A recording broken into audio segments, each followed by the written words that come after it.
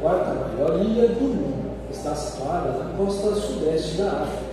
Sua população é de aproximadamente 25 milhões de pessoas e há por volta de 155 pessoas para cada adventista. Aqui, campos de arroz se estendem até o horizonte, tanto na capital da cidade de Antananarivo quanto em áreas rurais. E neste ambiente tranquilo, a Igreja Adventista possui e opera a Universidade Adventista de Zurcher.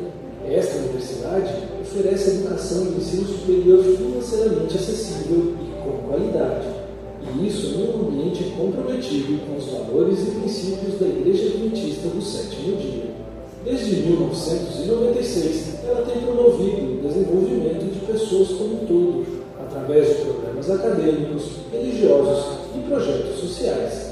A Universidade Adventista de Zurich recebeu fundos das ofertas missionárias de 2013 para construir 2 edifícios, um para a biblioteca da universidade e o segundo para o prédio de tecnologia. A construção destes 2 edifícios ajudou a universidade a cumprir com sua missão, levando mais alunos a obter uma educação universitária. A biblioteca é uma das maiores bibliotecas universitárias do país. Diversos livros acadêmicos e espirituais preenchem suas prateleiras. Os estudantes possuem acesso online e contam com espaços abertos para estudos em grupo. O prédio também conta com um centro de pesquisa Ellen White e um instituto de línguas, onde os estudantes podem aprender a ler, escrever e falar em francês e inglês.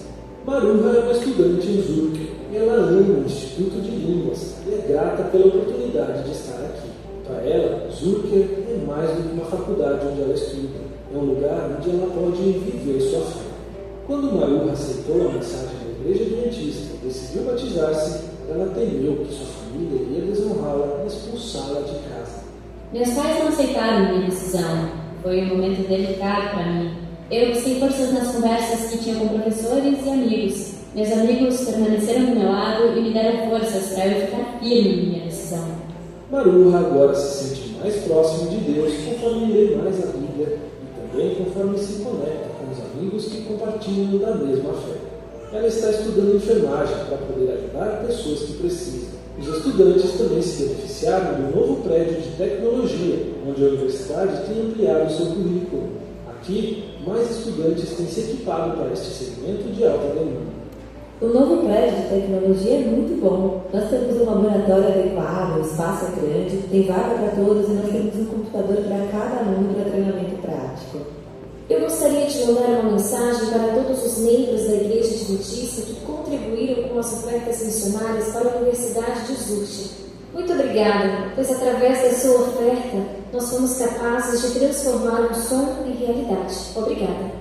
Por mais de 100 anos, as ofertas missionárias têm empoderado a Igreja Adventista do Sétimo Dia a enviar embarcações, cuidar dos feridos, construir escolas, alcançar os inalcançáveis e mudar vidas em diversos países. Obrigado por contribuir com as ofertas missionárias neste trimestre. Agora chegou a hora de retornar com os fundos através dos dízimos e ofertas.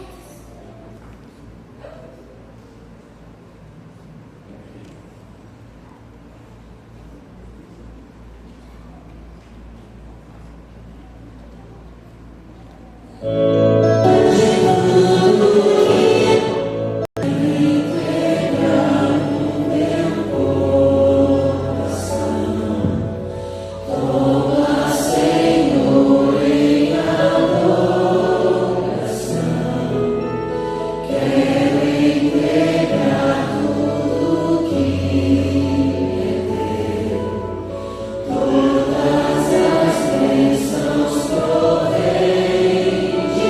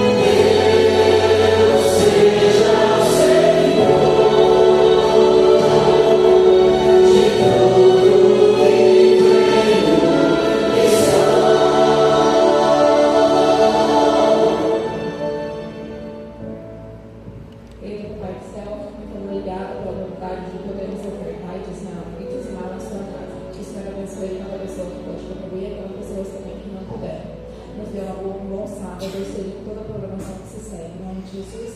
Amém.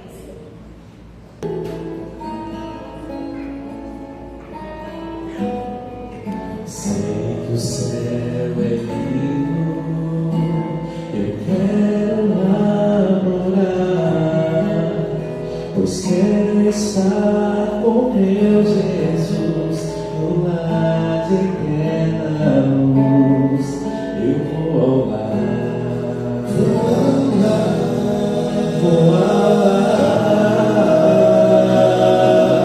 onde é meu lugar.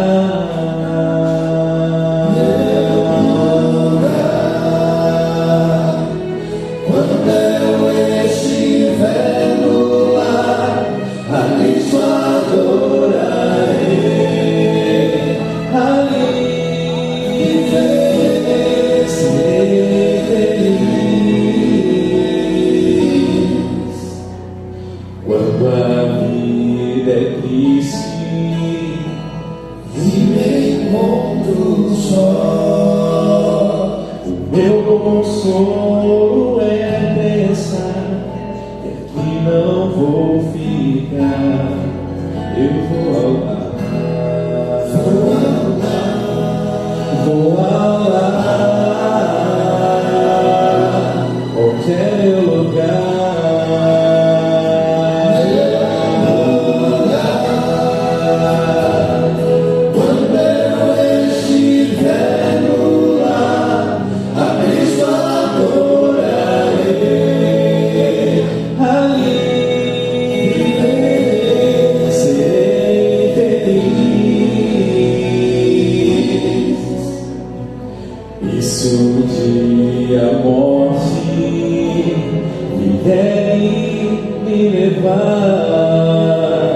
Tranquilo estou, pois sei que nesse lar eu vou morar, eu vou ao lar,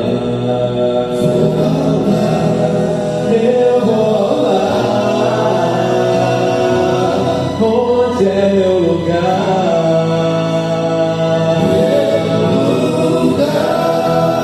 eu vou morar.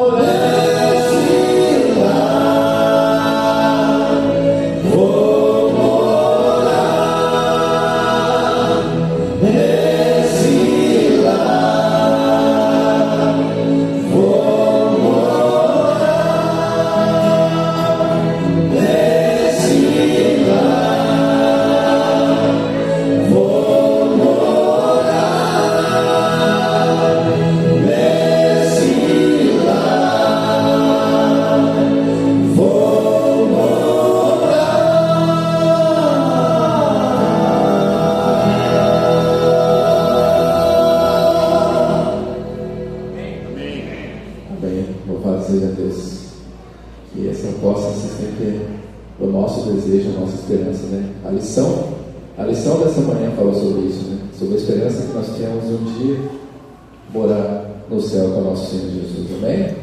Amém. Aí isso é assim que se responde, viu, irmão? Parabéns, amém? Amém. Amém. É assim que o povo de Deus responde, irmãos. Que nem o irmão respondeu. Exatamente, está certinho.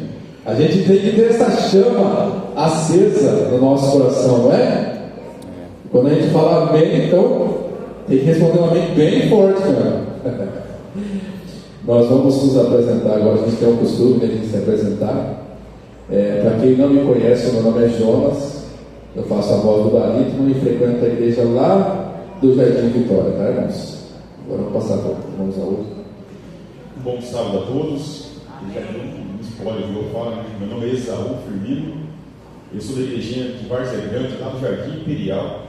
Deus está me concedendo uma honra e alegria de cantar a voz do baixo.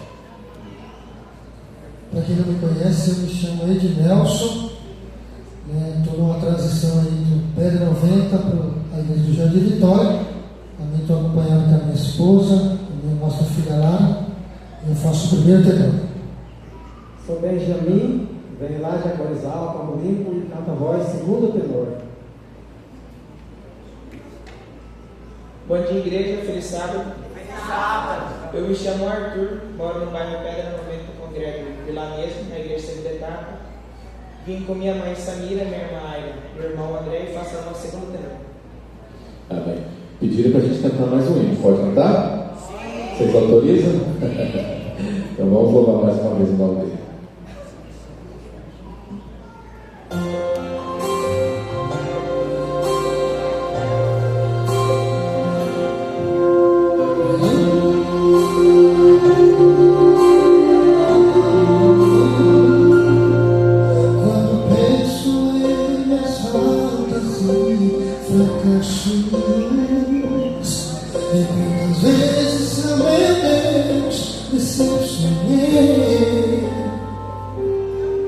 Eu me sinto incapaz, envergonhado. Não mereço ter jamais o teu perdão. Mas Jesus deixou seu trono lá no céu, morreu na cruz e assim me libertou. Temido fui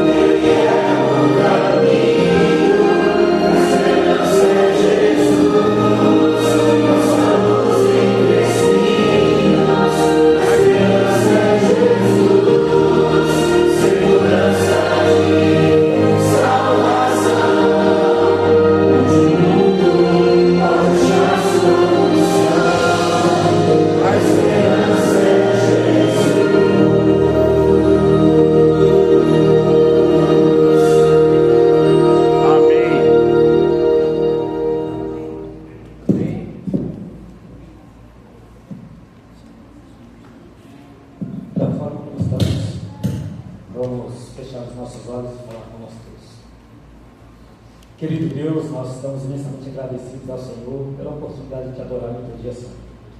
É muito bom estar na tua casa, na companhia dos irmãos, onde nós também podemos sentir a tua presença. Nós queremos mais uma vez rogar pela tua misericórdia, para que o teu Santo Espírito possa iluminar nossas mentes, para que nós possamos sair daqui alimentados pela tua palavra. Amém. E nós pedimos em nome de Jesus. Amém. Feliz sábado a todos. Feliz sábado. É uma alegria poder estar com os irmãos. Eu vou fazer algumas confissões para os irmãos. Quando a irmã fez a adoração infantil, eu fiquei pensando assim, ir embora. E a adoração infantil, na verdade, foi uma mensagem para toda a igreja, né? Ficou muito claro, né? Mensagem muito boa, que as crianças absorveram e nós, os adultos, também. Amém. E agora que o grupo cantou, eu pensei de novo, podia ir embora, né? A mensagem cantada tem um poder muito grande, né? E parece que nós combinamos, mas acho que já é a quarta vez que eu prego e eles cantam em igrejas diferentes do nosso distrito, né? Então é uma bênção também poder desfrutar desse momento, desse louvor. Amigos, hoje nós vamos falar sobre caminho e atalho. Existem caminhos e existem atalhos. E o atalho também não deixa de ser um caminho, mas é um caminho que aparentemente apresenta uma rota alternativa que normalmente é mais curta. Então, quando nós falamos vou pegar um atalho, significa que nós estamos indo para um caminho mais curto, vai apresentar para nós algum tipo de vantagem, vamos economizar tempo, né? Mas esse termo atalho também é utilizado em um contexto diferente. O atalho pode ser sinônimo de algum tipo de trapaça em certos contextos. Por exemplo, o caminho, o jeito de fazer é esse, não, mas eu vou pegar um atalho aqui, é o tal do jeitinho brasileiro, né? E nessa circunstância também pode ser utilizado assim. Mas nós vamos falar de caminho e atalho, e nós vamos falar de caminho como uma proposta do livro de Apocalipse, e atalho uma proposta do livro de Gênesis. Então, nós vamos falar de Gênesis, Apocalipse, caminho e atalho, fantasia e realidade. O livro de Gênesis apresenta um atalho e uma fantasia. O livro de Apocalipse apresenta uma realidade e um caminho. Então nós vamos focar um pouquinho nesses dois livros. Esses dois livros eles têm algo em comum.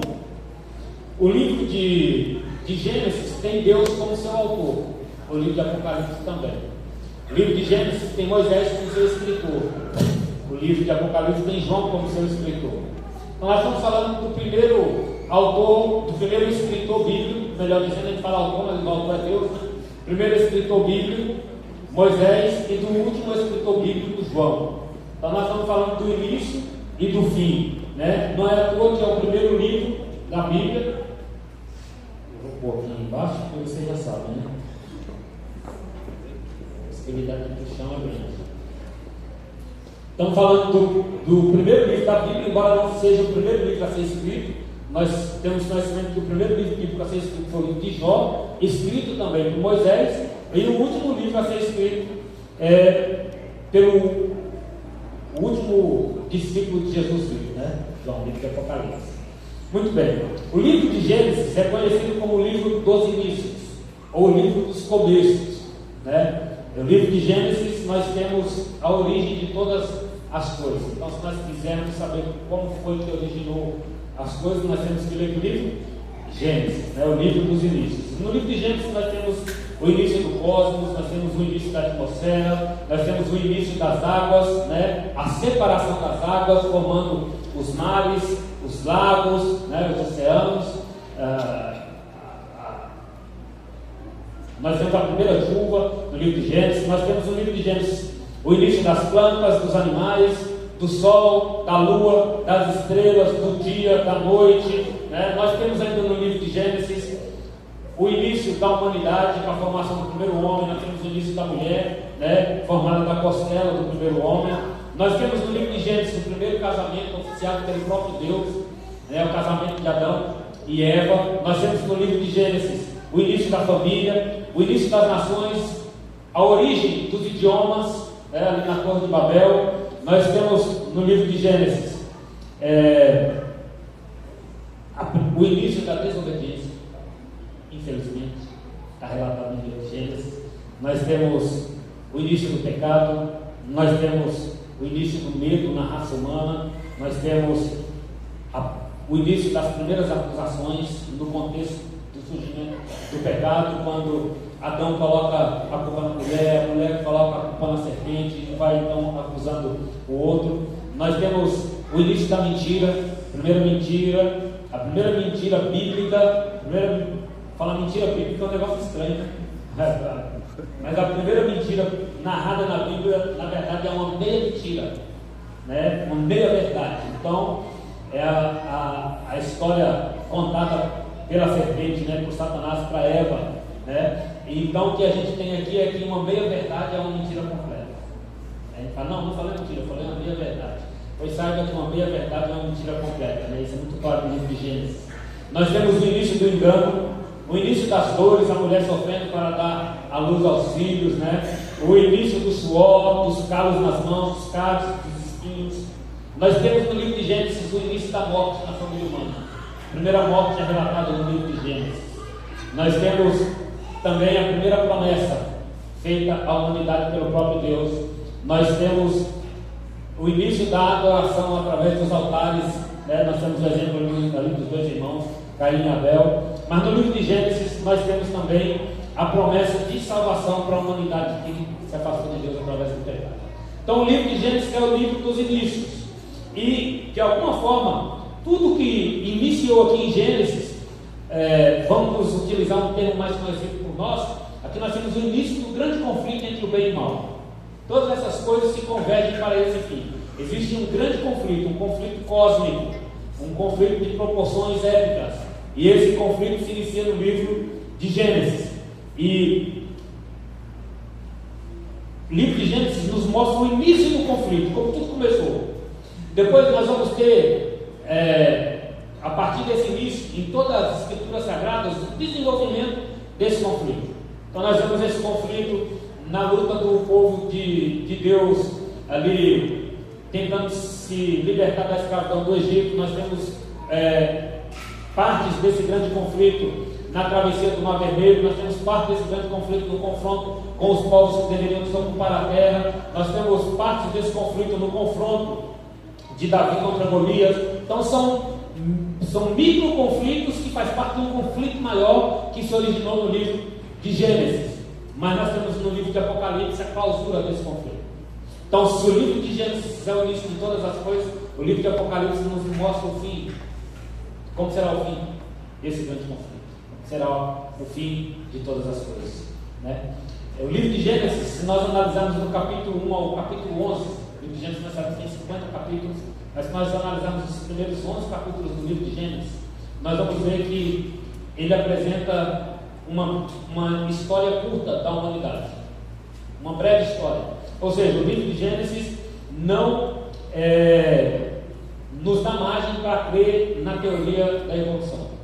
O livro de Gênesis nos mostra que o mundo tem em torno de 6.000 anos.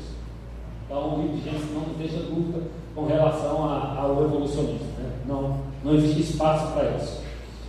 O livro de Gênesis é muito criticado pela crítica, autocrítica. Por quê? Porque se eles tiram a credibilidade do livro de Gênesis, então a teoria da criação vai jogada por terra e a teoria do evolucionismo ganha força. Mas nós pensamos no livro de Gênesis. No livro de Gênesis, nós temos algumas ideias claras no livro de Gênesis, em várias partes dele. Mas eu quero convidá-los a abrir sua Bíblia no capítulo 3 de Gênesis. Nós lemos aqui um verso 15.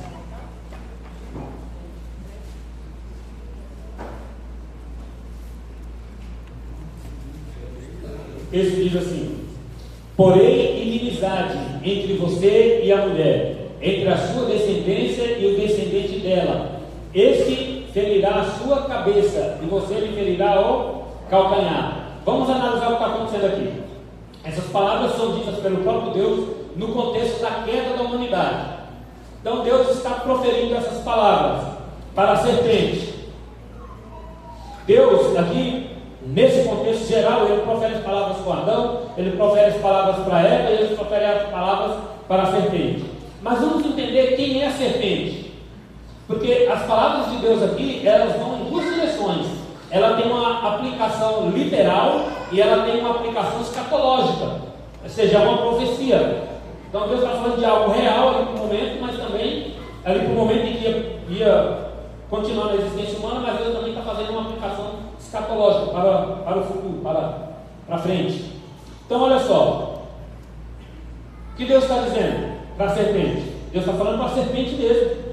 Tanto é que ele fala: olha, você vai rastejar sobre seu ventre, vai comer o pó da terra. Deus está falando para a serpente, o animal que era um animal doméstico, a própria Bíblia nos diz isso, né? Ele agora ia passar a ser um animal selvagem, e agora ele não ia mais voar, agora ele ia rastejar sobre o pó da terra. Então Deus está fazendo uma profecia contra um animal que permitiu que Satanás tomasse conta dele. Esse é o primeiro ponto. Segundo ponto, essa serpente, ela foi possuída por quem?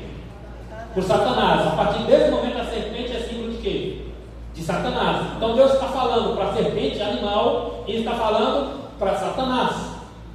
Então o que Deus está falando para a serpente animal? Deus está falando para a serpente animal é que ele ia rastejar sobre o pó da terra, é que o descendente da mulher, ou seja, a humanidade, os descendentes de Eva, ia feri-la na cabeça. Quando a gente vê uma cobra, o que a gente faz?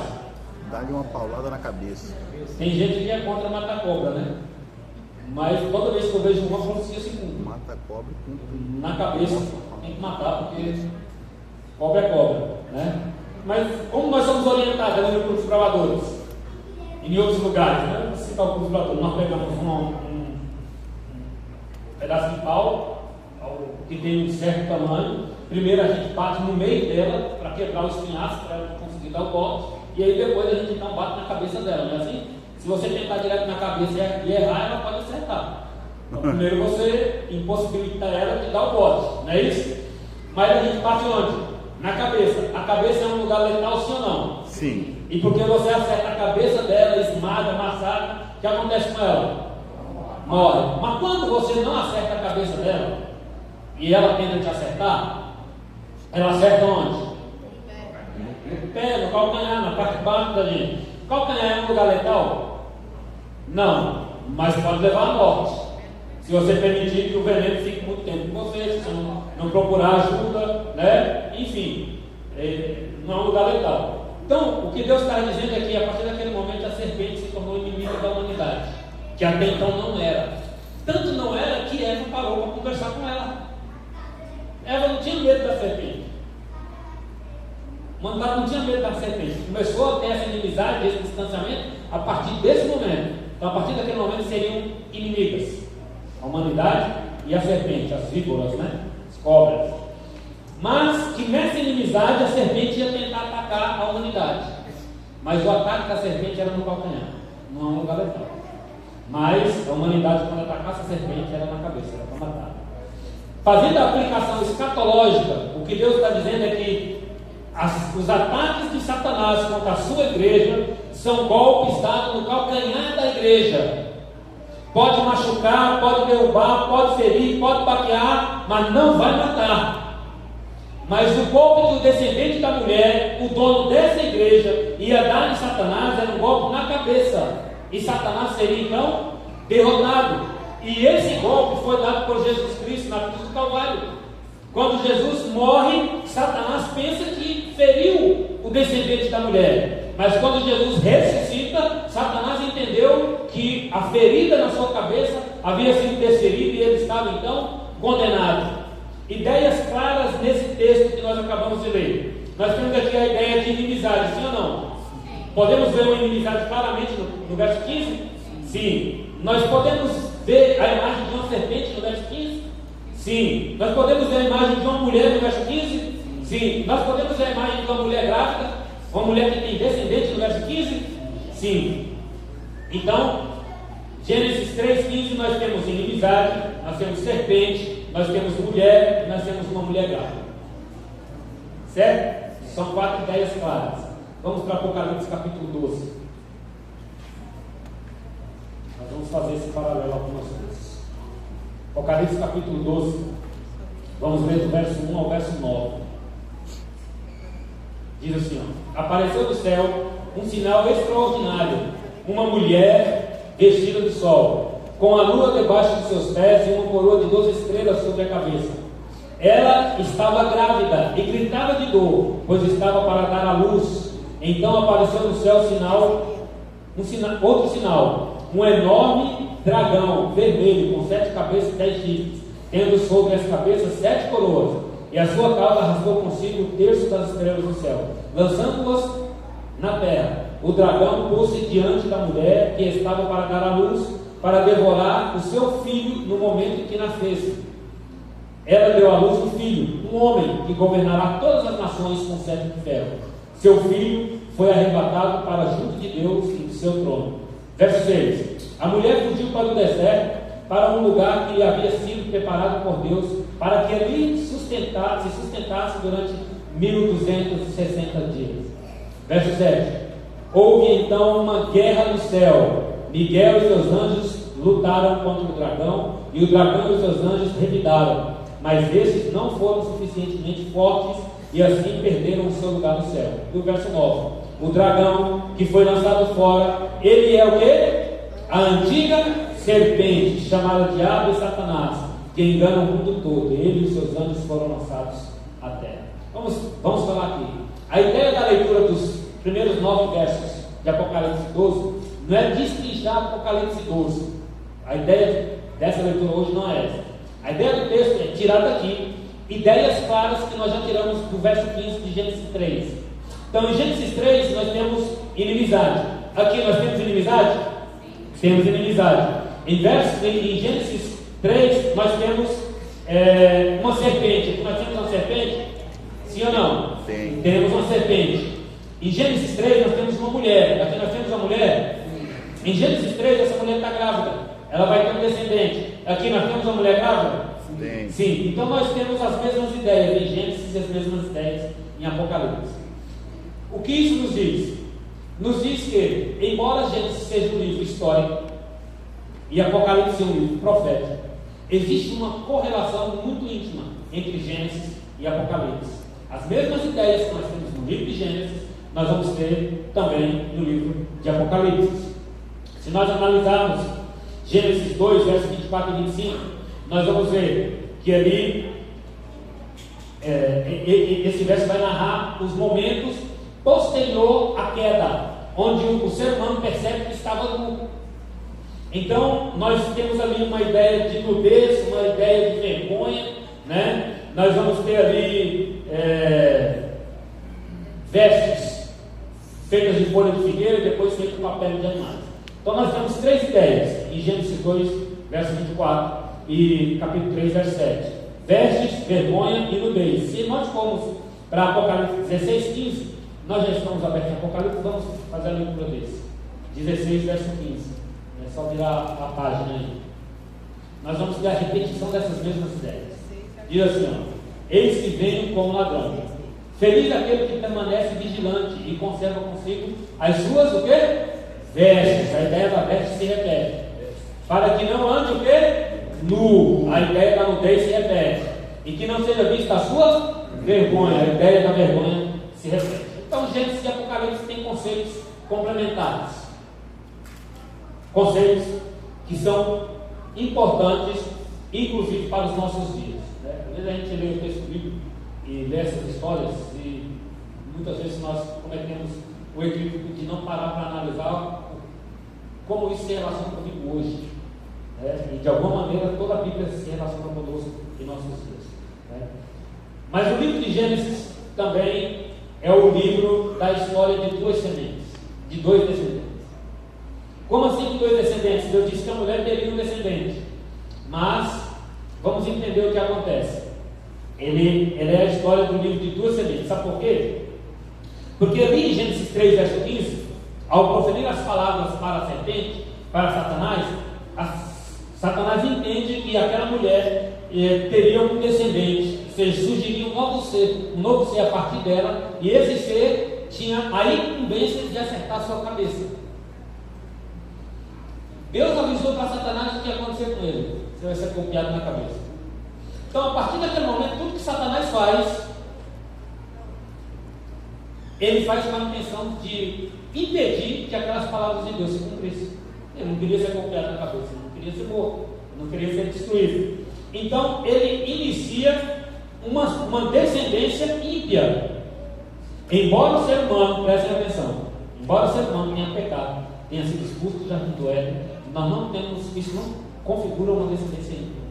Temos uma descendência que saiu das mãos de Deus, que errou, contudo não é uma descendência ímpia. Mas Satanás já vai surgir uma descendência ímpia. Tá? Mas olha só, Gênesis 1:28. Vamos voltar um pouquinho. Gênesis 1:28 diz assim: ó, Deus os abençoou e disse: sejam férteis e multipliquem-se, encham e subjuguem a terra, dominem sobre os peixes do mar, sobre as aves do céu, sobre todos os animais que se movem pela terra. Deus deu ao homem ou à humanidade o domínio da terra. Deus deu à humanidade uma bênção, né? E Deus deu à humanidade a capacidade de se multiplicar, frutificar e se multiplicar. Então Deus deu essas três características para a humanidade. Em Gênesis 3, verso 6, nós vamos ver um momento caótico da história humana. Gênesis 3, verso 6. Diz assim, ó, quando a mulher viu que a árvore parecia agradável ao paladar, era atraente aos olhos, e além disso, desejável para dela se obter conhecimento, tomou o seu fruto, comeu e deu ao seu marido, que também comeu. Vamos analisar aqui. Talvez você, assim como eu, muitas vezes tenha parado para pensar assim: a mulher estava dentro do paraíso, havia acabado de sair das mãos do Criador, falava com Deus todos os dias face a face. Na virada do dia, o dia estava só passando, Deus aparecia no jardim. Deus deu orientações claras para aquela mulher. Como ela pôde comer aquele fruto? Ela pôde ser tão descuidada? Não sei se você já pensou isso, eu já pensei muitas vezes. Mas vamos tentar imaginar de outra maneira. Eva passeando no jardim, contemplando tudo que havia de belo, perfeito. Havia saído das mãos do Criador. Não havia uma folha murcha, uma folha nunca havia caído de uma árvore. Tudo era perfeito e simétrico, colorido.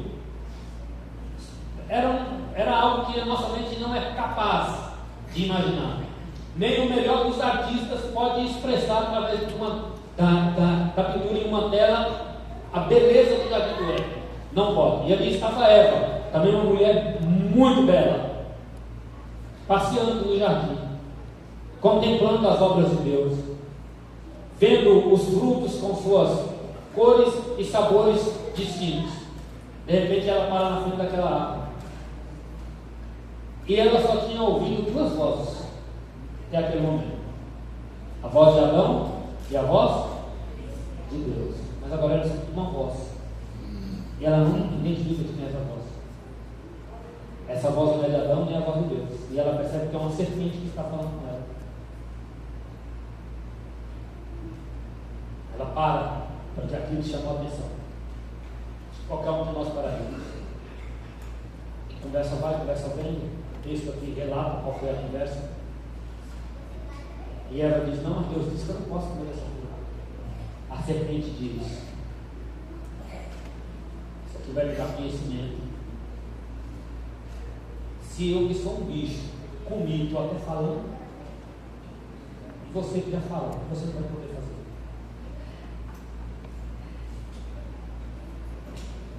A tentação para Eva não foi uma coisa simples. Foi uma tentação muito pesada. Os argumentos da serpente eram sólidos. Ela foi persuasiva. Ofereceu argumentos irrefutáveis. E Eva então cedeu. Ela cedeu. Gênesis 3, verso 6 mostra um momento que a catástrofe começou na raça humana. Esse é o momento da terra. Alguns questionam assim, mas a Bíblia diz que no dia que eles comessem eles iam morrer. Eles não morreram. Alguém já fez essa pergunta? Eles não morreram, eles continuaram vivos. Como eles não morreram? Eles morreram, eles não estão vivos. Não, mas eles deveriam morrer na hora. Deus não fala isso. O texto hebraico, a melhor tradução para o texto hebraico, o texto original, seria: no dia que vocês comerem, morrendo morrerás. O que significa? Que no dia que eles comessem, eles perderiam a imortalidade. A partir daquele momento eles se tornariam mortais. Mas não morreu na hora, não. A morte começou a fazer parte da raça humana a partir daquele momento. O Espírito de Profecia diz que depois daquilo, uma folha cai de uma árvore. E Adão vê aquela folha caindo da árvore. E aquilo foi algo chocante para Adão. O impacto na mente de Adão, eu digo para vocês certamente, foi um impacto tão forte ao ver uma folha cair de uma árvore. O Espírito de Profecia diz que ele chorou amargamente.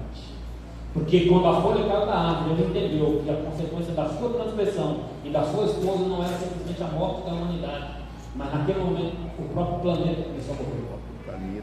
A natureza entra em decadência.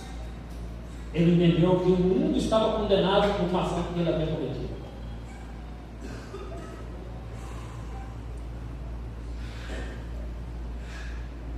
E Satanás, com aquilo na cabeça, vai ter um descendente que vai querer pisar na minha cabeça, querer destruir.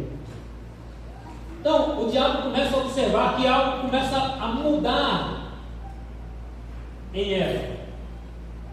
Irmãos, estou usando uma linguagem muito minha, procurando ser o mais didático possível. Então, por favor, quando vamos dizer assim, o pastor falou isso, será que ele leu isso ontem? Não, estou utilizando uma linguagem minha para que fique mais didático para a nossa compreensão. Agora imagina, o diabo olhando com desconfiança a uma certa distância de Adão e Eva, porque ela ia ter um descendente, ele não sabia como era esse descendente, que estava prometido pelo próprio Deus que esmagaria sua cabeça. Então ele começa a ver que Eva começa a ter algo diferente. A barriga de Eva começa a esticar. Ele não sabia do que se tratava. Essa é a primeira gravidez da história humana. E a barriga vai crescendo. Então chega um momento que aquela criança nasce. Quem nasceu? Caim. Caim. Foi o primeiro nascimento de uma criança na história humana. Como foi esse parto? Do jeito que Deus disse que seria, com dois, né? Foi algo agoniante. É a primeira vez na história que isso aconteceu. E o diabo viu Caim nascer. O que ele pensou? É aquele ali que vai me matar. Isso ali é o descendente. Só que observando a uma certa distância, logo o diabo percebe que aquele ali não ia matá-lo, não. O caráter dele era até parecido com o do próprio Satanás. Você não pode querer me matar, não. Você é um dos meus. Observe como é que é a situação? Mas aí Eva fica grávida de novo. Nasce quem? Abel. Esse era diferente. Esse havia compreendido o porquê que a sua família tinha sido expulsa do jardim do Éden. Esse havia compreendido que eles não eram merecedores, mas que Deus, em sua infinita sabedoria e graça e misericórdia, havia dado uma esperança para a raça humana. Esse era obediente aos pais, esse era obediente a Deus, esse oferecia o sacrifício conforme Deus havia orientado. Satanás pensou: é esse aí que é o descendente, é esse aí que é o descendente. O que Satanás faz? Mata. É esse aí que quer me matar, vou matar ele primeiro. A estratégia não muda. Quando Jesus ia nascer, o que Satanás queria fazer? Matar Jesus. Matar, já que ele vai matar, eu mato ele primeiro. Aqui é um caso de sobrevivência. Então, se é uma luta que vai ter um morto que não seja eu, esse foi o pensamento de Satanás. Então ele mata Abel. Só que aí Eva fica grávida pela terceira vez. Nasce quem? Sete. Sete significa o quê? Substituto. Satanás então percebeu que não adiantava matar. Matava um, tinha um substituto. Nascia outro. Falou: não adianta matar. Procurar outro meio, outra estratégia. Então Satanás introduz uma raça ímpia. E ele quer levar os servos de Deus à destruição, não através da morte. Na verdade, o que ele está oferecendo é morte. Só que ele não oferece a morte como morte. Ele oferece a morte como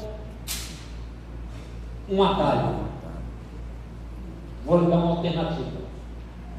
É isso que ele faz. E tudo isso é o grande conflito. O pano de fundo de tudo isso é o grande conflito. Então, a partir desse momento, nós vamos ver na Bíblia Sagrada, no livro de Gênesis, dois caminhos, sempre duas alternativas. Quer um exemplo? Por exemplo, o livro de Gênesis apresenta os filhos de Deus como alternativa divina, mas o livro de Gênesis apresenta também as filhas dos homens. E viram os filhos de Deus que as filhas dos homens eram formosas. Não é assim que diz? De um lado nós temos uma veste feita de pele de animais, alternativa divina para cobrir a nudez da humanidade. Do outro lado nós temos folhas de figueira, alternativa humana. Satanás sempre coloca uma alternativa. De um lado nós temos Abel, o filho fiel. De outro lado nós temos Caim, o filho infiel. De um lado nós temos Abraão, onde Deus diz: por meio de você todas as nações da terra serão abençoadas. Onde a planta do seu pé pisar, esse lugar será seu. Nós temos uma promessa de expansão territorial. Do outro lado nós temos a alternativa satânica, a Torre de Babel. Nosso nome será famoso, todos vamos ficar aqui, vamos ter tudo em comum. Deus queria expansão, eles queriam concentração. De um lado nós temos Isaac, o filho da promessa, que veio no período da vida quando seus pais eram bem idosos, mas Deus disse que daria aquele filho. Mas do outro lado nós temos o filho da alternativa humana, Ismael. Algo que deu tão errado, mas deu tão errado, que atravessou milhares de anos, e até hoje os filhos de Isaac e os filhos de Ismael estão brigando. É conflito na faixa de Gaza, é conflito por território, é homem-bomba, é explosão, é ataque. É o caso disso aqui, ó. Começou aqui em Gênesis. Então a alternativa humana nunca vai levar para o melhor lugar. De um lado nós temos Jacó, que queria a primogenitura, mesmo que não fosse sua por direito, porque ele sabia que aquilo significava, dava uma importância muito grande para aquilo, que utilizou meios não bons para obter, mas buscou a misericórdia de Deus. Do outro lado nós temos Esaú, que tinha o direito, mas deu pouca importância, tratou de forma leviana, com relaxo, com descuido. De um lado nós temos José, um filho obediente. Do outro lado nós temos seus irmãos, totalmente desobedientes, inconsequentes. Nós temos dois caminhos. Satanás, o que ele faz a partir daquele momento que ele percebe que não adianta matar, é colocar um caminho alternativo. E tudo que ele faz é com a intenção de que eu e você, que aqui estamos hoje, e que todo ser humano que viveu nesse mundo e que viverá, siga sempre um caminho alternativo. Sempre um caminho alternativo. Aquele que parece ser mais fácil. O que eu tenho dito muitas vezes, principalmente para os mais novos, adolescentes e jovens, mas serve para todos nós. Não tente fazer o que é mais fácil. Faça o que é certo. O que é mais fácil pode não te levar onde você quer chegar. Não faça o que é fácil, faça o que é certo, ainda que seja difícil. Então buscar a alternativa humana é desconfiar de Deus. Isaac teve relação com a serva da sua esposa e teve Ismael porque desconfiou que Deus não cumpriria a sua promessa. Buscar alternativa humana é desconfiar de Deus. Eva comeu daquele fruto porque desconfiou que Deus estava escondendo algo maravilhoso para ela não ver direito. Buscar a alternativa humana é desconfiar de Deus. Em Gênesis, o paraíso foi perdido porque a humanidade desconfiou de Deus. Em Apocalipse, o paraíso será reconquistado, mas único e exclusivamente por confiar nos méritos de Jesus Cristo. Não existe outra maneira. Em Gênesis, nós temos o homem que pecou e se tornou escravo. Em Apocalipse, o homem lava os seus pecados no sangue do Cordeiro e finalmente será coroado para viver eternamente. Em Gênesis, nós temos uma promessa que foi feita no capítulo 3, no verso 15. Em Apocalipse, a promessa é cumprida. Em Gênesis, parece que a serpente venceu. Fez Eva cair, Adão cair, foram expulsos do jardim do Éden, porque nós temos um irmão assassinando o outro. Parece que a serpente venceu. Mas, em Apocalipse, a serpente é derrotada. Em Gênesis, o mundo criado foi arruinado pelo pecado. Em Apocalipse, nós vemos o mundo sendo restaurado. Em Gênesis, a família humana, numa tentativa de preservar a espécie, entra na arca. Em Apocalipse, a família humana entra na eternidade. 1000 anos no céu e depois uma eternidade sem fim. Em Gênesis, nós temos um dilúvio purificando o planeta. Em Apocalipse, é um fogo purificador. Em Gênesis, a família humana presencia o caos que a humanidade se tornou. Em Apocalipse, nós teremos novos céus e nova terra. Em Gênesis, o homem volta ao pó, conhecendo a morte, a tristeza daqueles que ficam. Em Apocalipse, nos é apresentada a primeira ressurreição. Em Gênesis, a morte entra no mundo. Em Apocalipse, a morte é lançada no lago de fogo.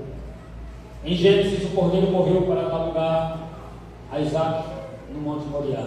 Em Apocalipse, o Cordeiro de Deus morreu e ressuscitou para nos dar direito à vida eterna. Em Gênesis, o juízo foi com a água do dilúvio. Em Apocalipse, é com fogo purificador. Em Gênesis, a arca é de madeira. Em Apocalipse, a arca é o próprio Cristo. Em Gênesis, o símbolo de Judá é um leão. Em Apocalipse, Jesus é o leão da tribo de Judá. Então, Apocalipse nos apresenta tudo aquilo que nós podemos reconquistar que foi perdido no início de todas as coisas. Em Gênesis, Melquisedeque é o principal sacerdote, o único que aparece no livro de Gênesis. Em Apocalipse, o principal sacerdote é Jesus Cristo. Em Gênesis, nós temos um mundo corrompido.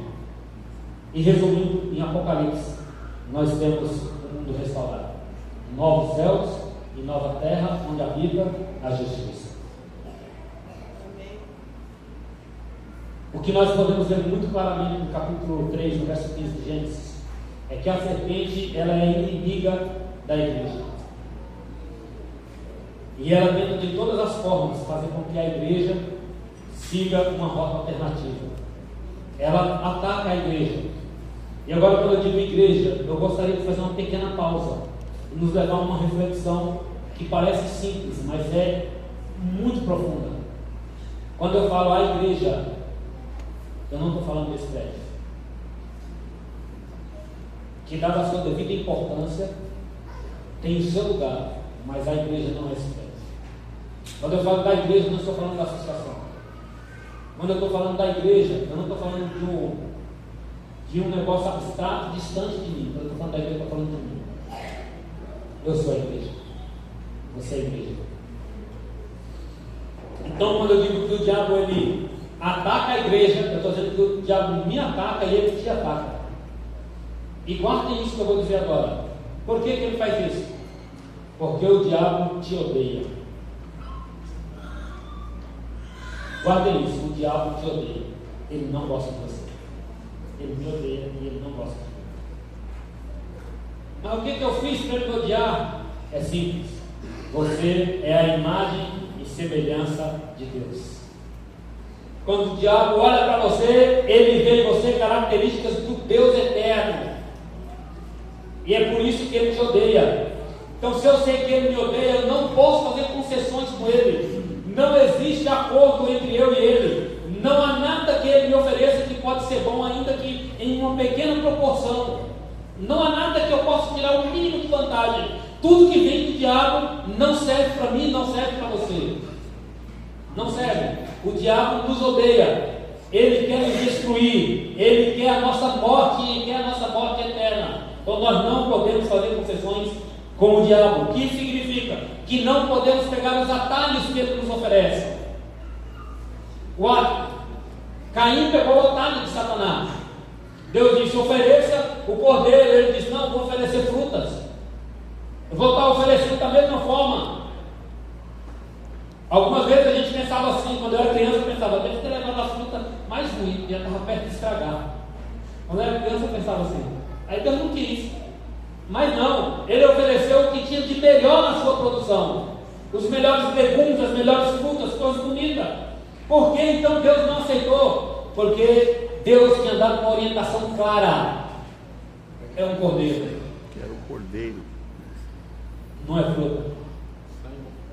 O pecado de Caim não foi porque levou coisa que não prestava. O pecado de Caim foi adorar seguindo os seus próprios critérios, e não os critérios de Deus. Então, quando eu faço algo seguindo os meus critérios e não os critérios de Deus, eu estou pegando o atalho que Satanás coloca na minha frente. E esse atalho, ele nos leva à morte, pelo simples fato e claro de que ele nos odeia, ele não gosta de nós, nenhum de nós. Todos nós somos filhos de Deus. E todos nós estamos no mesmo nível, na mesma condição de pecadores.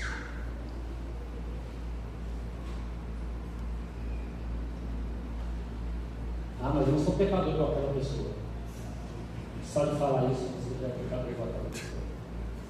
Todos nós temos a mesma natureza pecaminosa. Todos nós.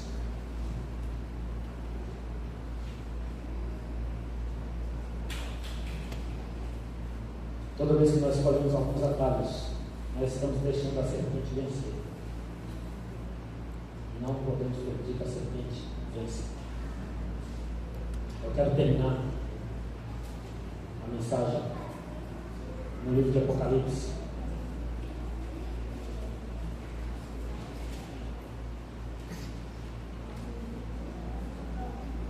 No capítulo 21.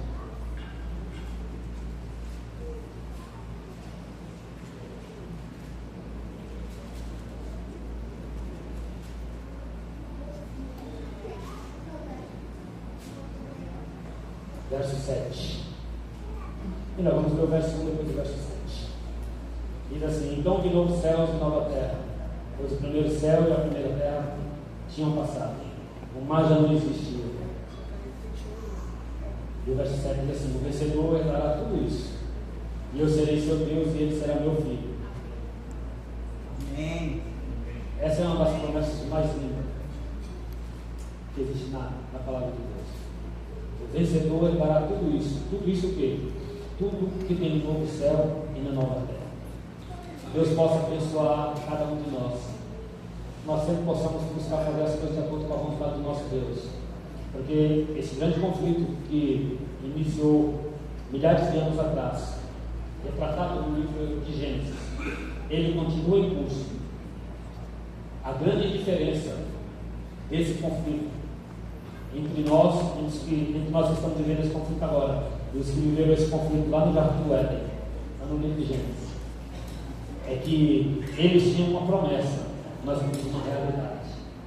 O descendente já nasceu e já venceu. Nós só precisamos escolher lá no céu para ficar. Deus possa nos abençoar. Quero convidar o grupo para cantar mais uma vez.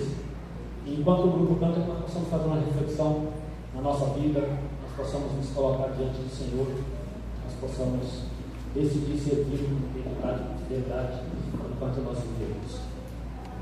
Amém.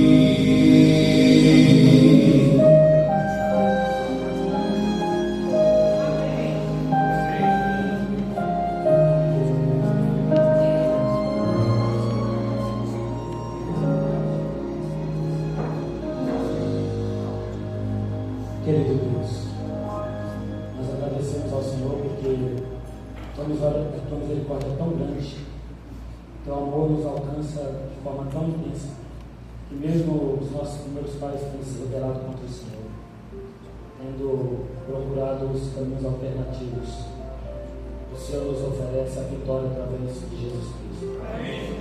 Nós possamos nos posicionar ao lado do Senhor, nós possamos seguir o caminho do Senhor e entender que as opções que o inimigo coloca à nossa disposição, os atalhos que nos oferece, é unicamente para procurar a nossa destruição.